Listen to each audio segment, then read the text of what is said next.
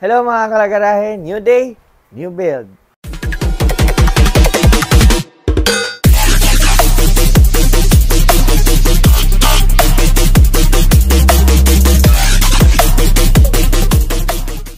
For today's video is papakita namin sa inyo itong Restomod project. So it was restored and modified in a sense na kasi lumang-luma na itong motor na to. This is a Honda TM 110cc. So it's a very old bike. I think 1990s ata ito na model na to. Di ako sure. So ngayon, papakita namin sa inyo kung ano yung mga ginawa namin sa bike na to. It is simple as it looks. So, ang nangyari dito, maraming mga repairs and modifications talaga ang nangyari. Pero parang stock pa din siya tignan. So, first off, start tayo sa tank. So, this tank, originally, nakapag-decide kami na yung original lang ang gagamitin. Kaso, ang problema doon is dami ng rust sa loob, tapos may mga butas-butas na. Tapos we tried to repair it, pero seems like impossible talaga. So we replaced the tank with this tank.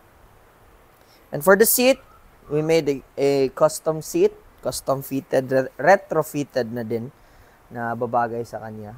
And then we have a handlebar. Parang stock siya tignan. And then original na switches and levers, clutch and brake levers, ayan. And then, yung speedometer niya, i-restore natin yung luma. I mean, bumili tayong bago, pero we tried to copy the original one. So, ayan. And then, sa signal light, very classic. Same sa likuran, and the headlight as well. Ayan. And then, nirepaint natin buong chassis, repaired and repainted. So, ayan. Hindi na to ang original na forks niya mga kalagarahe. Pinalitan na natin. And then, minodify natin na mag-fit pa rin to.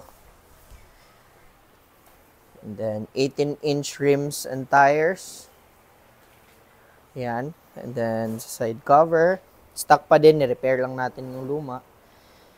Then dito, chrome plated, and then yung engine chrome plated na rin para ma-restore, and then painted yung black.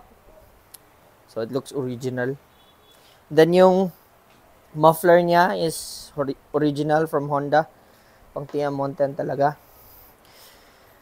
Yan, and then itong ano niya, itong shocks niya, chrome plated na natin.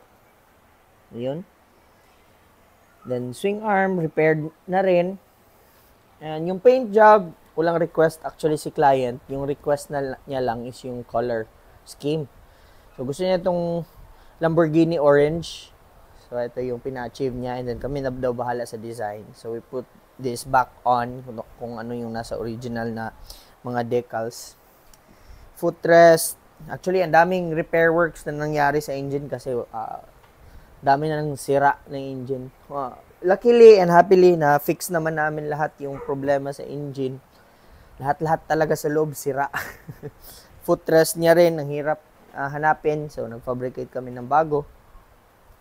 Dito sa taillight, classic na classic. And chrome plated na fender. For the grips pala, ito din yung original from Honda. Ayan.